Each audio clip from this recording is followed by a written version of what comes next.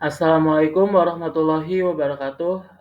Halo, perkenalkan nama saya Muhammad Fakin Nugraha dari kelas A Teori Ekonomi Makro 1 dengan NIM 120020222140131 yang dimana di video kali ini saya akan menjelaskan mengenai pasar tenaga kerja bab 7.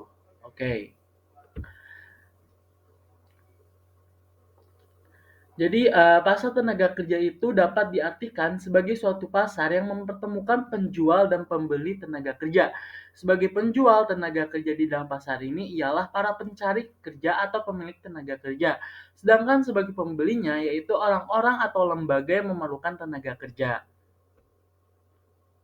Nah, selanjutnya saya akan menjelajah mengenai pengertian-pengertian dalam pasar tenaga kerja.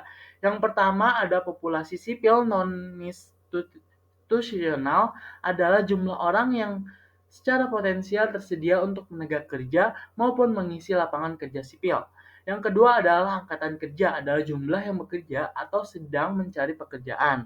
Yang ketiga, ada di luar angkatan kerja, yang artinya yang tidak bekerja di pasar, dan tingkat pengangguran adalah sama dengan rasio jumlah orang yang menganggur terhadap jumlah angkatan kerja.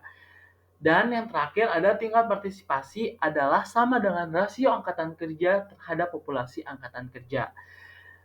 Dari definisi tersebut, kita dapat menjelaskan bahwa rumus angkatan kerja ini L sama dengan N plus U.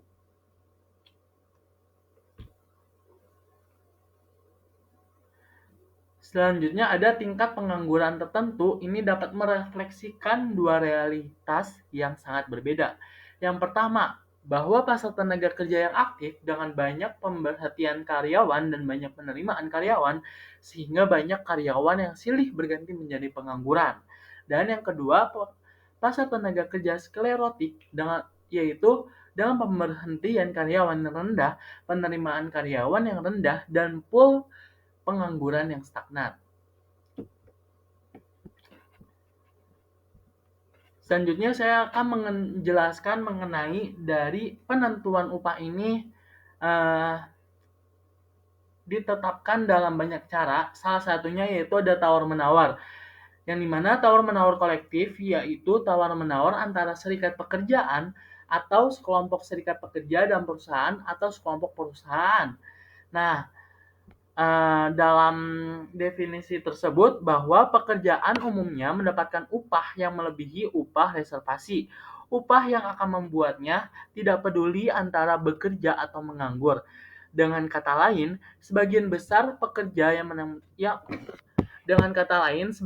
pekerja mendapatkan upah yang cukup tinggi sehingga mereka lebih suka bekerja ketimbang menganggur. Dan upah umumnya bergantung pada kondisi pasar tenaga kerja. Semakin rendah pengangguran, maka semakin tinggi upah tersebut. Meskipun tidak ada tawar-menawar kolektif, pekerja memiliki sejumlah daya tawar yang dapat mereka gunakan untuk memperoleh upah di atas upah reservasinya. Dan perusahaan sendiri mungkin karena sejumlah alasan ingin membayar upah yang lebih tinggi dan upah reservasi. Selanjutnya, ada seberapa besar sih daya tarik yang dimiliki oleh seorang pekerja. Yang pertama, ada seberapa besar biaya yang dikeluarkan perusahaan untuk menggantinya jika ia meninggalkan perusahaan, dan yang kedua, seberapa sulit baginya untuk mendapatkan pekerjaan lain jika ia meninggalkan perusahaan. Dapat disimpulkan bahwa semakin mahal bagi perusahaan untuk menggantinya dan semakin mudah baginya untuk mendapatkan pekerjaan lain, semakin besar daya tawar yang ia miliki. Hal tersebut memiliki dua implikasi. Yang pertama, seberapa besar daya tawar yang dimiliki oleh seorang pekerja pertama bergantung pada sifat alami pekerjaannya. Dan yang kedua, seberapa besar daya tawar yang dimiliki seorang pekerja yang bergantung pada kondisi pasar tenaga kerja. Oke, selanjutnya saya akan menjelaskan mengenai tentang upah, harga, dan pengangguran. Yang pertama, saya akan menjelaskan mengenai upah terlebih dahulu. Nah, upah nominal agregat atau yang disebut dengan wage atau lambangnya W itu bergantung pada tiga faktor.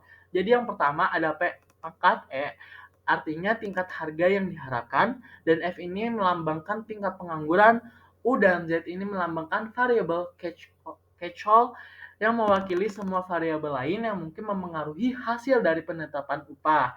Nah, dari tiga faktor ini dapat disimpulkan atau dapat dirumuskan bahwa wage sama dengan P pangkat E kali F dalam kurung U, Z yang dimana U ini minus dan Z ini plus. Oke, selanjutnya ada tingkat harga yang diharapkan dari si rumus tadi, dari si upah tadi, bahwa pekerjaan tidak peduli dengan upah nominal yang diterima, tetapi upah nominal yang diterima relatif terhadap harga barang yang mereka beli. Mereka peduli dengan bahwa wage itu per price, dan perusahaan tidak peduli dengan upah nominal yang dibayarkan, tetapi dengan upah nominal yang dibayarkan relatif terhadap harga barang yang dijual. Jadi perusahaan juga peduli dengan wage per price. Nah, selanjutnya ada penggandaan tingkat harga yang diharapkan menimbulkan penggandaan upah nominal yang dipilih ketika upah ditetapkan. Oke, next, saya akan menjelaskan mengenai teori upah efisiensi, yang dimana teori upah efisiensi ini menjelaskan bahwa menghubungkan produktivitas atau efisiensi pekerja dengan upah yang dibayarkan. Jadi menunjukkan bahwa upah ini bergantung baik pada sifat pekerjaan maupun kondisi pasar tenaga kerja. Yang pertama yaitu perusahaan yang memandang moral dan komitmen karyawan sebagai hal penting bagi kualitas pekerjaan yang akan membayar upah yang lebih besar dari perusahaan di sektor yang aktivitas pekerjaan yang lebih rutin. Dan yang kedua, kondisi pasar tenaga kerja akan memengaruhi upah. Selanjutnya saya akan menjelaskan mengenai tentang penetapan harga. Jadi harga yang ditetapkan oleh perusahaan bergantung pada biaya yang diperlukan. Biaya tersebut bergantung pada sifat dari fungsi produksi dan harga input tersebut. Dapat diasumsikan bahwa perusahaan memproduksi barang dengan menggunakan tenaga kerja sebagai salah satu dan sebagai satu-satunya faktor produksi. Jadi dapat dirumuskan bahwa Y sama dengan A kali N, yang dimana Y ini output, A ini produktivitas tenaga kerja, dan N ini adalah lapangan kerja. Nah, dengan asumsi produktivitas tenaga kerja A adalah konstan, kita dapat memilih unit output sehingga satu pekerjaan memproduksi satu unit output A1, maka Y sama dengan N, bahwa biaya memproduksi satu lagi unit output adalah biaya memperkerjakan satu lagi pekerja pada upah. Maka biaya marginal produksi sama dengan W.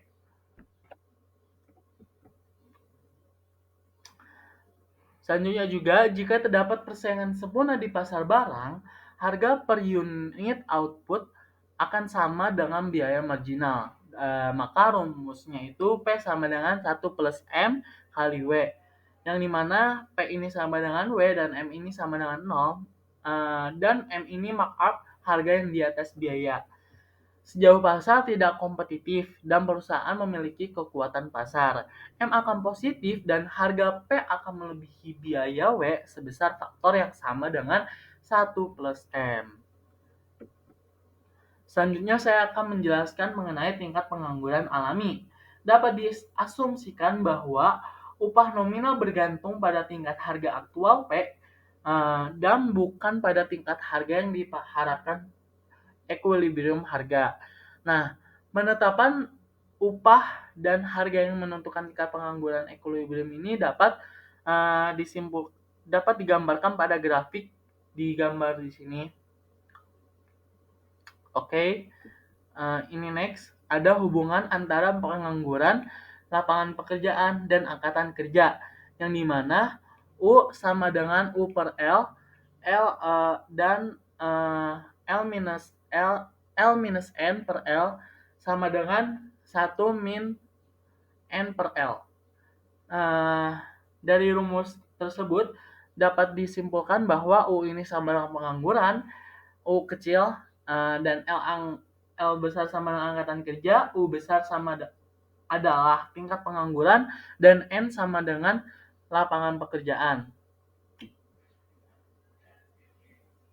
Oke, mungkin cukup sekian presentasi mengenai pasar tenaga kerja dari saya. Kurang lebihnya mohon maaf. Semoga dapat bermanfaat dari materi yang dapat saya jelaskan. Wassalamualaikum warahmatullahi wabarakatuh.